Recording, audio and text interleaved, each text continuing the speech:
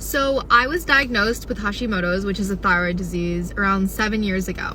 Before I was officially diagnosed with Hashimoto's, I just knew like my body just did not feel great. Like it just felt unaligned. It did not feel right. It didn't feel good. I just knew something was up, like something was wrong.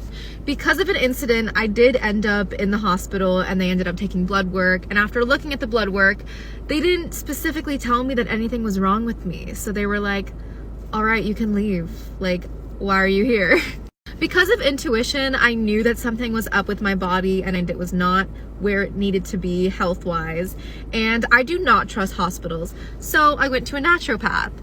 The naturopathic doctor basically told me, all right, bring your blood work from the other hospital so we can, overview it.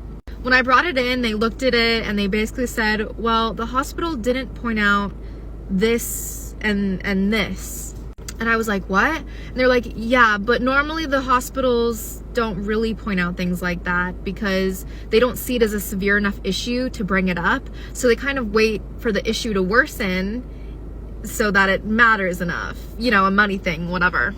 And so they were like, all right, well, let's do a blood test here because also we're going to be able to find out your food sensitivities and figure out, what is harming your body and what's doing good for your body.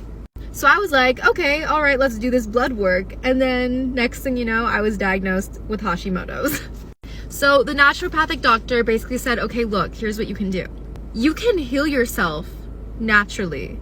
You're just gonna have to cut off a few things in your diet and, watch what you're eating and try to get nutrition in other ways. So I specifically had to cut off gluten and dairy because that's what was doing my body harm, my specific body harm. And do you know how hard that was for me? I mean, I was someone who loved cheese. Like I would literally eat from bricks of cheese.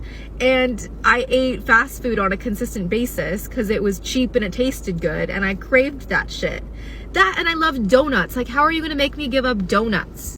And then they said, you can either do that or you can get prescribed medication, not from us, but from a hospital, and you'll be able to continue the way you're eating, just you'll be on this medication for the rest of your life to keep your, issue down.